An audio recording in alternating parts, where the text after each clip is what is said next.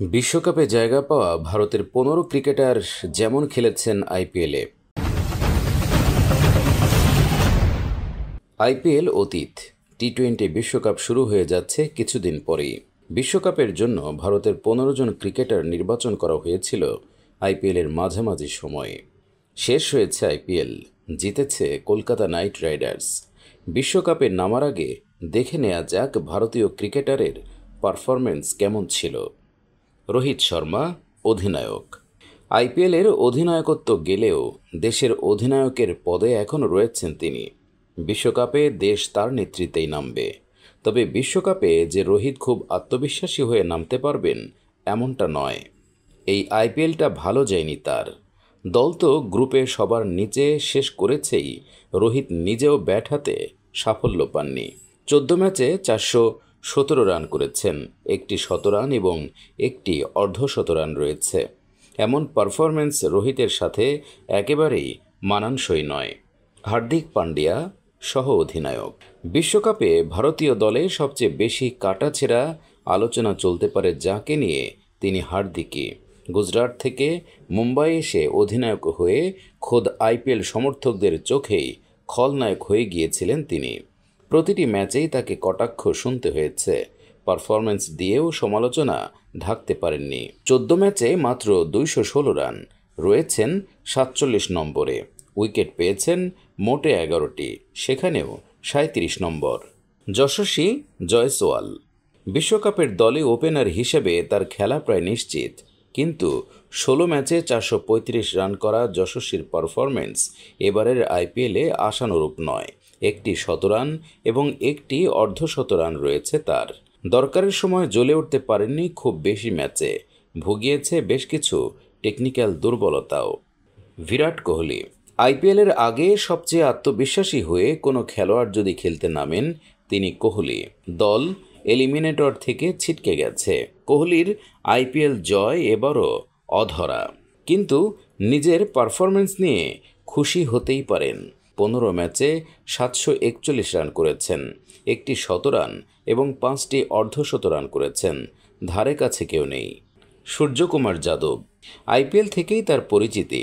আইপিএলে ভালো খেলেই ভারতীয় দলে সুযোগ পেয়ে নিজেকে একসময় বিশ্বের ১ নম্বর করে তুলেছিলেন, কিন্তু এই আইপিএল তার ভালো যায়নি। ১১ ম্যাচে করেছেন ৩৪৫ রান, রয়েছেন ২৬ নম্বরে। বল করেন না, ব্যাট হাতেও তার পারফরম্যান্স আহামরি নয়। সমস্যা হলো ৪ নম্বরে তার জায়গায় বিকল্পও নেই। ঋষভ পন্থ। আইপিএল শুধু নয়, ক্রিকেটের ইতিহাসে অন্যতম সেরা কামব্যাক স্টোরি বলা যায় ঋষভ পন্থের ফিরে আসাকে। প্রায় ২ বছর আগে গাড়ির দুর্ঘটনার পর ক্রিকেট খেলা নিয়েই প্রশ্ন উঠে গিয়েছিল। পন্থ শুধু সময়ের আগেই ফিরে আসেননি, গোটা আইপিএলে দলকে নেতৃত্ব দিয়েছেন। দল হয়তো খুব ভালো খেলতে পারেনি, তবে পন্থের পারফরম্যান্স নজর কেড়ে নিয়েছে। ১৩ ম্যাচে ৪৪৬ রান করেছেন পন্থ, ৩টি অর্ধশতরান রয়েছে তার। প্রতি ম্যাচেই কোনো না কোনোভাবে দলের হয়ে অবদান রাখার চেষ্টা করেছেন। সঞ্জু স্যামসন। অন্যতম সেরা আইপিএল গিয়েছে সঞ্জুর। বিশ্বকাপের দ্বিতীয় উইকেট কিপার কে হবেন এ প্রশ্নে তর্কের কোনো অবকাশই রাখেননি তিনি। যেমন ব্যাট করেছেন তেমনই নজর কেড়েছে তার অধিনায়কত্ব। দুর্ভাগ্যবশত শুরু থেকে দাপটে খেললেও শেষ দিকে রাজস্থান ছন্দ হারানোয় দলকে ফাইনালে তুলতে পারেননি। তবে ১৬ ম্যাচে ৫৩১ রান করার সঞ্জু নজর কেড়েছেন। শিবম দুবে। রিঙ্কু সিংয়ের বদলে তাকে প্রথম ১৫ জনে নেয়ার পর থেকেই সমালোচনা শুরু হয়েছে। নির্বাচকেরা যতই বলুন বল করতে পারেন বলে অগ্রাধিকার পেয়েছেন, সে কথা কেউই মানছেন না। দল ঘোষণার পর থেকে শিবমের পারফরম্যান্স আরও খারাপ হয়েছে। কোনো ম্যাচেই তিনি ভালো খেলতে পারেননি। ১৪ ম্যাচে মাত্র ৩৯৬ রান করেছেন, তালিকায় ১৮ নম্বরে। ৩টি অর্ধশত রান ছাড়া বলার মতো কিছুই নেই। ১৪ ম্যাচে মাত্র একটি ওভার বল করেছেন, একটি উইকেট নিয়েছেন। বিশ্বকাপের দলে সুযোগ পাওয়ার পরেও বোলার হিসেবে তাকে ব্যবহার করেনি চেন্নাই। রবীন্দ্র জাদেজা। অলরাউন্ডার হিসেবে ভারতীয় দলের বড় ভরসা তিনি, কিন্তু আইপিএলের কোনো ম্যাচে জাদেজা যে খুব ভালো খেলেছেন এটা বলা যাবে না। পারফরম্যান্সও সে কথা বলছে না। 14 ম্যাচে 267 রান করেছেন, মাত্র একটি অর্ধশতরান, নিয়েছেন 8টি উইকেট। চোখে পড়ার মতো পারফরম্যান্স নয় একেবারেই। অক্ষর প্যাটেল অলরাউন্ডার হিসেবে জাদেজার বিকল্প হতে পারেন অক্ষর, কিন্তু ভালো পারফরম্যান্সের জোরে তিনিও দলে ঢোকার পক্ষে জোরালো দাবিদার নন। 14 ম্যাচে 2টি অর্ধশত রান সহ 235 রান করেছেন, উইকেট নিয়েছেন 11টি। তবে গুরুত্বপূর্ণ মুহূর্তে দায়িত্বশীল ইনিংস খেলে দেওয়ার জন্য এগিয়ে থাকতে পারেন অক্ষর। কুলদীপ যাদব আইপিএলে দিল্লির তৃতীয় সফলতম বোলার। আমেরিকা এবং ওয়েস্ট ইন্ডিজের পিচে তার চায়নাম্যান বোলিং কাজে লাগতে পারে। 11 ম্যাচে 16টি উইকেট নিয়েছেন কুলদীপ। Economy rate 8.69। যুজবেন্দ্র চাহাল গত 2টি টি-20 বিশ্বকাপে সুযোগ পাননি, কিন্তু এবার চাহালকে বাদ দেওয়ার সাহস দেখাতে পারেননি নির্বাচকেরা। আমেরিকা এবং ক্যারিবিয়ান দ্বীপপুঞ্জে কার্যকরী হতে পারে চাহালের বোলিং।